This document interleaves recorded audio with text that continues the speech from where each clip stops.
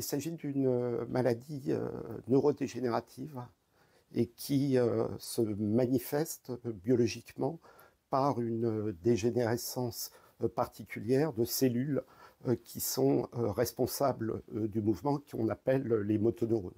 Et donc cette mort progressive des motoneurones va provoquer une perte de force au niveau des membres, mais également au niveau des muscles de la face et de la parole, si bien que dans l'évolution vont apparaître, alors c'est très variable suivant les patients, une difficulté à avaler et une difficulté à articuler.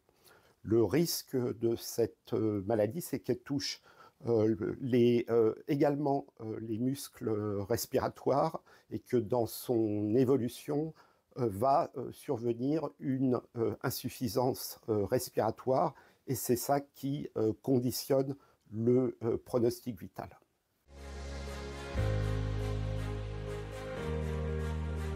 Les 90%, c'est ce qu'on appelle en termes médicaux les cas sporadiques.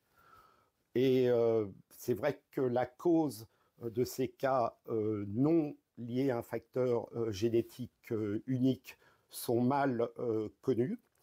Ce qu'on considère, c'est qu'ils sont liés à la coexistence de facteurs de susceptibilité génétique associés à probablement des facteurs environnementaux, mais pas un seul facteur environnemental. Et chez certaines personnes, une susceptibilité d'origine génétique, une combinaison de variations dans des gènes, va faire que ce facteur environnemental va être toxique et déclencher la maladie. Comme toutes les maladies neurodégénératives, elle a un lien avec le vieillissement, ce qui d'ailleurs augmente leur incidence du fait du vieillissement de la population. La survenue la plus fréquente se fait entre 50 et 70 ans, mais peut se faire bien au-delà ou chez des sujets plus jeunes.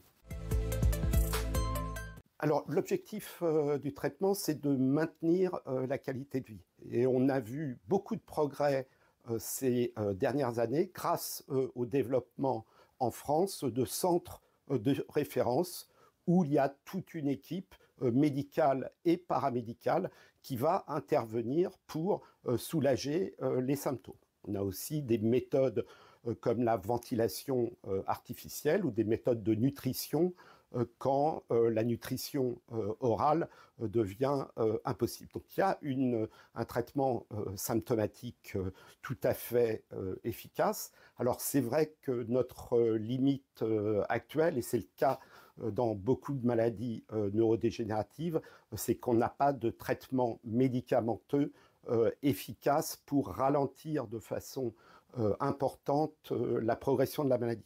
Il existe quand même un médicament qui a été approuvé, qui s'appelle le Riluzole.